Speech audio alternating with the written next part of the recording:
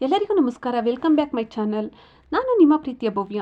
ಎಲ್ಲರೂ ಹೇಗಿದ್ದೀರಾ? ಚೆನ್ನಾಗಿದ್ದೀರಾ ಅಂತ ಭಾವಿಸ್ತಾ ಇದ್ದೀನಿ. ಬನ್ನಿ ಹಾಗಿದ್ರೆ ಇವತ್ತಿನ ವಿಡಿಯೋ ಸ್ಟಾರ್ಟ್ ಮಾಡೋಣ.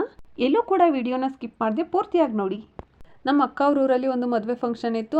ಅಂದರೆ ಅವ್ರ ಅತ್ತಿಗೆ ಮಗಂದು ಮದುವೆ ಫಂಕ್ಷನ್ ಇತ್ತು. ಸೊ ಅಲ್ಲಿಗೆ ಹೋಗಬೇಕಾಗಿ ಬೇಗನೆ ಇದ್ದೆ. ಮತ್ತು ಅಲ್ಲಿಗೆ ಬಸ್ಸು ನನಗೆ ಅಲ್ಲಿ ಇಲ್ಲಿ ಇಳಿದು ಹೋಗೋದಕ್ಕಾಗಲ್ಲ. ಕೈ ಪೇಯ್ನ್ ಇದೆ, ನನಗೆ ಸ್ವಲ್ಪ ಪ್ರಾಬ್ಲಮ್ ಇದೆ ಅದು ನರದ್ದು. 10:00ಗೆ ಪಿರಿಯಾಪಟ್ಟಣ ಸೈಡು ಡೈರೆಕ್ಟ್ ಬಸ್ ಇದೆ ಅಂತ ಹೇಳಿದ್ರು. ಸೊ ಹಾಗಾಗಿ ಮತ್ತೆ ಬಟ್ಟೆ ಬ್ಯಾಗ್ ಎಲ್ಲ ರೆಡಿ ಮಾಡಿರಲಿಲ್ಲ. ಸೊ ಹಾಗಾಗಿ ದೊಡ್ಡದಾಗಿ ರಂಗೋಲಿನ ಹಾಕೋದಕ್ಕೆ ಹೋಗಲಿಲ್ಲ. ಸೂಪರಾಗಿ ಸಿಂಪಲ್ ಆಗಿರೋವಂಥದ್ದು ಒಂದು ರಂಗೋಲಿನ ಹಾಕಿ ಬಂದು ಸ್ವಲ್ಪ ಬಿಸಿನೀರನ್ನ ಕಾಯಿಸ್ಕೊಂಡು ಕುಡಿದು ಚೈನ್ ಕೂಡ ವಾಶ್ ಮಾಡಿರಲಿಲ್ಲ. ಅಂದರೆ ಕಾಲು ಚೈನ್ ವಾಶ್ ಮಾಡಿರಲಿಲ್ಲ. ಕಾಲು ಚೈನ್ ವಾಶ್ ಮಾಡೋದಕ್ಕೆ ಅಂತ ಹೇಳ್ಬಿಟ್ಟು ನೆನೆ ಹಾಕ್ಬಿಟ್ಟು ತಿಂಡಿಗೆ ಅಂತ ಚಪಾತಿ ಪ್ಲ್ಯಾನ್ ಮಾಡಿದ್ವಿ. ಚಪಾತಿ ಆದರೆ ಬಸ್ಸಲ್ಲಿ ಹೋಗ್ತಾನಾದ್ರೂ ನಾವು ತಿನ್ಕೊಂಡು ಹೋಗ್ಬೋದು ಅಂತ ಹೇಳಿಬಿಟ್ಟು ಚಪಾತಿ ಪ್ಲ್ಯಾನ್ ಮಾಡಿ ಚಪಾತಿ ಹಿಟ್ಟೆಲ್ಲ ಕಲಸಿಟ್ಬಿಟ್ಟು ಚಟ್ನಿಗೆ ಟೊಮೆಟೊ ಚಟ್ನಿ ಮಾಡಿದ್ರೆ ಚೆನ್ನಾಗಿರುತ್ತೆ, ಹೆಚ್ಚಿ ಮಾಡೋದು ಬೇಡ, ರುಬ್ಬಿ ಮಾಡೋಣ ಅಂತ ಹೇಳ್ಬಿಟ್ಟು ಪ್ಲ್ಯಾನ್ ಮಾಡಿಕೊಂಡು ಸ್ವಲ್ಪ ನನಗೆ ಮಾರ್ನಿಂಗು ಕಾಫಿ ಇಲ್ಲ ಅಂತ ಅಂದರೆ ಚೆನ್ನಾಗಿರುತ್ತೆ. ಸ್ಟ್ರಾಂಗಾಗಿ ಒಂದು ಗ್ಲಾಸು ಕಾಫಿ ಮಾಡಿಕೊಂಡು ಕುಡಿದು ಇನ್ನು ಬಟ್ಟೆ ಪ್ಯಾಕ್ ಮಾಡೋದೆಲ್ಲ ಇತ್ತು. ಯಾರು ಇನ್ನೂ ಎದ್ದಿರಲಿಲ್ಲ. ಅವ್ರು ಎದ್ದೇಳೋ ಅಷ್ಟರೊಳಗಡೆ ಎಲ್ಲ ರೆಡಿ ಮಾಡಿ ಇಟ್ಕೊಳ್ಳೋಣ ಅಂತ ಹೇಳ್ಬಿಟ್ಟು ಅವಳದು ಸಿರಪ್ಗಳು, ಆಯಿಂಟ್ಮೆಂಟು, ಪೌಡರು, ಕ್ರೀಮು, ಬಳೆಗಳು, ಸರಗಳು, ಕ್ಲಿಪ್ಸು, ಪಿನ್ಸು, ಇನ್ನು ಅವಳಿಗೆ ಡ್ರೆಸ್ಸು, ದೇವ್ರೂಟ, ಬೀಗ್ರೂಟ ಮತ್ತು ಧಾರೆಗೆ, ನನಗೆ ಸೀರೆಗಳು ಎಲ್ಲ ರೆಡಿ ಮಾಡಿ ಇಡೋ ಅಷ್ಟರೊಳಗಡೆ ನಮ್ಮನೆಯವರು ಮತ್ತು ಮಕ್ಕಳುಗಳೆಲ್ಲ ಇದ್ದರು. ಅವ್ರಿಗೆ ಚಪಾತಿ ಮತ್ತು ಟೊಮೆಟೊ ಚಟ್ನಿನ ಮಾಡಿದ್ದೆ. ಅವ್ರಿಗೆ ತಿಂಡಿ ಕೊಟ್ಟು ನಾನು ಇನ್ನು ನನ್ನ ಮಗಳಿಗೆ ತಿನ್ನಿಸಿ ಅಂತ ಹೇಳಿದೆ. ಅವ್ರ ಹತ್ರ ಎಲ್ಲ ತಿಂಡಿ ತಿನ್ನೋದಿಲ್ಲ, ನನ್ನ ಹತ್ರನೇ ತಿನ್ನಬೇಕು, ಬೇರೆಯವ್ರ ಹತ್ರ ಯಾರ ಹತ್ರನೂ ತಿನ್ನೋದಿಲ್ಲ. ಸರಿ ತಿಂತಾ ಇರಲಿ ಅಂತ ನಾನು ಮನೆಯೆಲ್ಲ ಕ್ಲೀನ್ ಮಾಡಿ ಪಾತ್ರೆ ಎಲ್ಲ ತೊಳ್ಕೊಂಬಂದಿಟ್ಟು ನಾನು ಕೂಡ ರೆಡಿ ಆದೆ. ನಾನು ರೆಡಿಯಾಗಿ ಬ್ಯಾಗೆಲ್ಲ ಪ್ಯಾಕ್ ಮಾಡಿಕೊಂಡು ನನ್ನ ಮಗಳನ್ನ ರೆಡಿ ಮಾಡಿಕೊಂಡು ಹೊರಡೋ ಅಷ್ಟರೊಳಗಡೆ ಇಲ್ಲಿ 9:45 ಆಗೋಯ್ತು. ಮನೆಯವರು ಎಲ್ಲ ಹೋಗಿದ್ರು. ಹೋಗಿ ಬರೋ ಅಷ್ಟರೊಳಗಡೆ 9:45 ಆಯಿತು. ಸರಿ ಅಂತ ಹೇಳ್ಬಿಟ್ಟು ಹೊರಟ್ವಿ. ಇನ್ನು ನನಗೆ ಬಸ್ ಮಿಸ್ ಆದರೆ ಅಲ್ಲಿ ಇಳಿದು ಇಲ್ಲಿ ಇಳಿದು ಅಂತ ಹೇಳ್ಬಿಟ್ಟು 3 ಬಸ್ನ ಕ್ಯಾಶ್ ಮಾಡಬೇಕು. ನನಗೆ ಅಷ್ಟು ಹೋಗೋದಕ್ಕೆ ಆಗೋದಿಲ್ಲ. ಈ ಬಸ್ ಆದರೆ ಡೈರೆಕ್ಟು ಹೋಗ್ಬೋದಲ್ವ ಅಂತ ಹೇಳ್ಬಿಟ್ಟು ಬೇಗ ಹೊರಟ್ವಿ. ಮನೆಯಿಂದ ಹೊರಟ್ವಿ. ನನಗೆ ಮನೆಯಲ್ಲಿ ಟಿಫನ್ ಕೂಡ ತಿನ್ನೋದಕ್ಕಾಗಲಿಲ್ಲ. ನನ್ನ ಮಗಳೂ ಕೂಡ ತಿನ್ನಲಿಲ್ಲ. ಅವಳು ಆಟ ಆಡ್ಕೊಂಡು ತಿಂತಾಳೆ. ಸೊ ಹಾಗಾಗಿ ಬಾಕ್ಸಿಗೆ ಒಂದು 3 ಚಪಾತಿ ಮತ್ತು ಚಟ್ನಿನ ಇಟ್ಕೊಂಡಿದ್ದೀನಿ. ವಾಟರ್ ಬಾಟ್ಲು ಎಲ್ಲ ಇಟ್ಕೊಂಡಿದ್ದೀನಿ. ಸರಿ, ನನ್ನ ಫೋನಲ್ಲಿ ಕರೆನ್ಸಿ ಕೂಡ ಇರಲಿಲ್ಲ. ಕರೆನ್ಸಿ ಹಾಕಿಸ್ಕೊಂಡು ಅವಳಿಗೆ 1-2 ಪ್ಯಾಂಪರಸ್ ಎಲ್ಲ ತೊಗೊಂಡು, ಅವಳಿಗೆ ಬ್ಯಾಂಗಲ್ಸ್ ತೊಗೊಳೋದಿತ್ತು, ಅವಳು ಬ್ಯಾಂಗಲ್ಸ್ ಎಲ್ಲ ತೊಗೊಂಡು ಅಲ್ಲಿಂದ ಹೊರಟು ನ್ಯೂ ಸ್ಟ್ಯಾಂಡಿಗೆ ಬಂದ್ವಿ. ಹೊಸ ಬಸ್ ಸ್ಟ್ಯಾಂಡಿಗೆ ಬಂದು ನಮ್ಮ ಮನೆಯವ್ರ ಬೈಕೆಲ್ಲ ಸೈಡ್ಗೆ ಹಾಕಿ ಲಗೇಜ್ ಎಲ್ಲ ತೊಗೊಂಡು ನನ್ನ ಮಗಳನ್ನ ಎತ್ಕೊಂಡು ಸ್ಟ್ಯಾಂಡ್ ಒಳಗಡೆ ಹೋಗಿ ಟಿ ಸಿನ ಕೇಳಿದ್ವಿ. ಇನ್ನೂ ಒಂದು ಅರ್ಧ ಗಂಟೆ ಬರುತ್ತೆ, ವೆಯ್ಟ್ ಮಾಡಿ ಅಂತ ಹೇಳಿದ್ರು. ಬಸ್ಸು ಇನ್ನು ಮಾರ್ನಿಂಗ್ ಒಂದು 10-10:15 ಬಂದ್ವಿ. ವೆಯ್ಟ್ ಮಾಡಿದ್ವಿ. ಇನ್ನೇನು ಮಾಡೋ ಹಾಗಿಲ್ಲ. ನಮಗೆ ಡೈರೆಕ್ಟ್ ಹೋಗಬೇಕು ಅಂತ ಅಂದರೆ ನಾವು ವೆಯ್ಟ್ ಮಾಡಲೇಬೇಕು.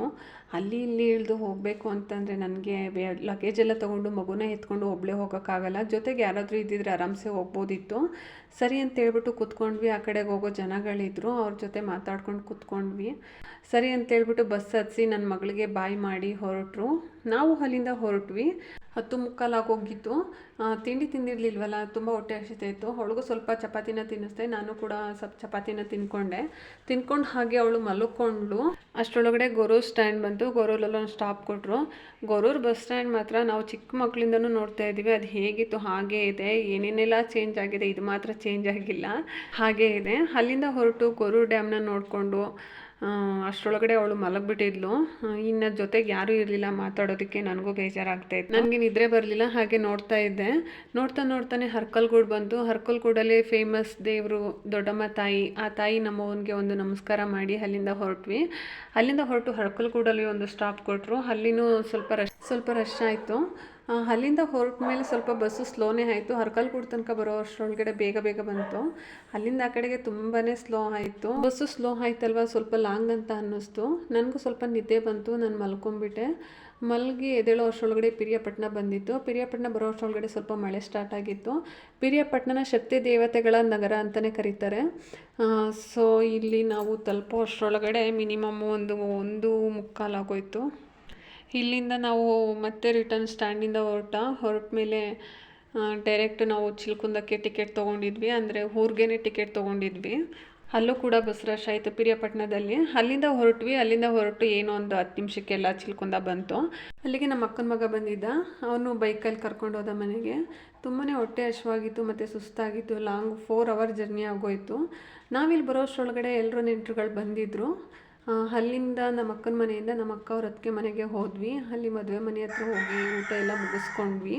ಊಟ ಎಲ್ಲ ಮುಗಿಸ್ಕೊಂಡು ಸಂಜೆ ಛತ್ರಕ್ಕೆ ಹೋಗೋ ಪ್ಲ್ಯಾನ್ ಇತ್ತು.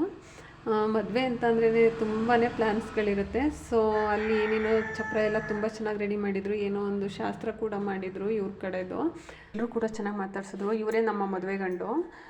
ಸರಿ ಅಂತ ಹೇಳಿಬಿಟ್ಟು ನಾವು ಊಟ ಎಲ್ಲ ಮುಗಿಸ್ಕೊಂಡು ಇವರು ಎಲ್ಲ ಬೇರೆ ಕೆಲಸ ಎಲ್ಲ ಮುಗಿಸ್ಕೊತಾಯಿದ್ರು. ಇವ್ರ ಕಡೆ ಒಂದಿನ ಮುಂಚೆನೇ ಅರಿಶಿನ ಶಾಸ್ತ್ರ ಎಲ್ಲ ಮಾಡ್ತಾರೆ. ಇವರು ಕೂಡ ಎಲ್ಲ ಡೆಕೋರೇಷನ್ ಎಲ್ಲ ಮಾಡ್ತಾಯಿದ್ರು. ಎಲ್ಲರೂ ರೆಡಿಯಾಗಿ ಅವ್ರ ಊರಿಂದು ಮುತ್ತರಾಯ ಸ್ವಾಮಿ ಅಂತ ಹೇಳಿಬಿಟ್ಟು ಆ ದೇವರಿಗೆ ಒಂದು ಹಣ್ಕಾಯಿ ಎಲ್ಲ ಮಾಡಿಸ್ಕೊಂಡು ಪೂಜೆ ಎಲ್ಲ ಮುಗಿಸಿ ಹೊರಟ್ವಿ.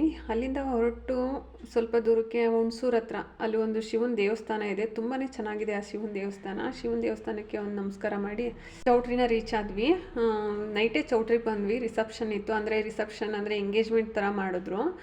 ಡೆಕೋರೇಷನ್ ಎಲ್ಲ ತುಂಬಾ ಚೆನ್ನಾಗಿತ್ತು. ಸೂಪರಾಗಿತ್ತು ಡೆಕೋರೇಷನ್ ಎಲ್ಲ. ನಾವು ಚೌಟ್ರಿ ರೀಚ್ ಆಗ್ತಿದ್ದಂಗೆ ಸ್ವಲ್ಪ ಫೋಟೋಸು ಮತ್ತು ವೀಡಿಯೋಸ್ ಎಲ್ಲ ತೆಗಿತಾಯಿದ್ರು ಹುಡುಗಂದು. ನಾವಿನ್ನೇನು ಎಲ್ಲ ವೆಯ್ಟ್ ಮಾಡ್ತಾಯಿದ್ವಿ. ಅವ್ರ ಕಡೆದೇನೋ ಶಾಸ್ತ್ರ ಇತ್ತಂತೆ. ಹುಡುಗಿ ಕಡೆಯವ್ರು ಬಂದು ಏನೋ ಶಾಸ್ತ್ರ ಎಲ್ಲ ಮಾಡಿ ಒಳಗಡೆ ಕರ್ಕೊಂಡು ಹೋಗ್ಬೇಕಿತ್ತಂತೆ. ನಾವೆಲ್ಲರೂ ಲಗೇಜೆಲ್ಲ ಇಳಿಸ್ಕೊಂಡು ಅಲ್ಲೇ ವೆಯ್ಟ್ ಮಾಡ್ತಾಯಿದ್ವಿ. ಯಾರೂ ಕೂಡ ಒಳಗಡೆ ಹೋಗಿರಲಿಲ್ಲ. ಅವ್ರ ಕಡೆ ಶಾಸ್ತ್ರ ಒಂಥರ ಚೆನ್ನಾಗಿತ್ತು. ತುಂಬ ಏನೋ ಒಂಥರ ಡಿಫ್ರೆಂಟಾಗಿ ಮಾಡ್ತಾಯಿದ್ರು ಶಾಸ್ತ್ರ ಎಲ್ಲ. ಅವ್ರ ಕಡೆದು ಕಳ್ಸೋ ಶಾಸ್ತ್ರ ಎಲ್ಲ ಮುಗಿದ್ಮೇಲೆ ಒಳಗಡೆ ಹೋದ್ವಿ. ಒಳಗಡೆ ಹೋಗಿ ಎಲ್ಲರೂ ಎಂಗೇಜ್ಮೆಂಟಿನ ತಯಾರಿ ಮಾಡ್ಕೊತಾ ಇದ್ರು. ನಾವು ಕೂಡ ಅದರಲ್ಲೇ ರೆಡಿ ಮಾಡೋದಕ್ಕಿಂತ ಸ್ಟಾರ್ಟ್ ಮಾಡಿದ್ವಿ. ನೆಕ್ಸ್ಟ್ ವಿಡಿಯೋಸ್ ಎಲ್ಲ ಮಾಡೋದಕ್ಕಾಗಲಿಲ್ಲ. ನಾವು ರೆಡಿ ಆಗೋದು, ಮಕ್ಕಳು ರೆಡಿ ಮಾಡೋದು ಅಂತ ಹೇಳಿಬಿಟ್ಟು. ಓಕೆ ಫ್ರೆಂಡ್ಸ್, ಈ ವಿಡಿಯೋ ನಿಮಗೆ ಇಷ್ಟ ಆಯಿತು ಅಂತ ತಿಳ್ಕೊತೀನಿ. ನಿಮ್ಗೆ ಇಷ್ಟ ಆದರೆ ಲೈಕ್ ಮಾಡಿ, ಕಮೆಂಟ್ ಮಾಡಿ, ಶೇರ್ ಮಾಡಿ. ಹಾಗೆ ಸಬ್ಸ್ಕ್ರೈಬ್ ಮಾಡ್ಕೊಂಡು ಯಾರು ನೋಡ್ತಾ ಇಲ್ಲ ಅವರು ಸಬ್ಸ್ಕ್ರೈಬ್ ಮಾಡ್ಕೊಂಡು ನೋಡಿ. ಧನ್ಯವಾದಗಳು.